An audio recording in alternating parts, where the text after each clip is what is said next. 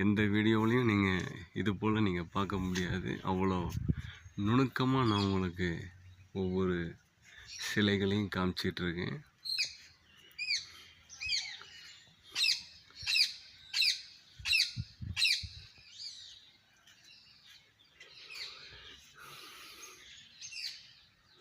இது பாருங்கள், தனி ஒரு கல் எடுத்து செதுக்கி அதோட இணைச்சிருக்காங்க. ஆனால் அது எதை வச்சு ஒட்ட வச்சாங்க? இப்போன்னா சிமெண்ட்டு, செங்கல், மணலை வச்சு ஒட்ட வைப்போம். ஆனால் அவங்க எப்படி ஒட்ட வச்சுருக்காங்கன்னே தெரியல.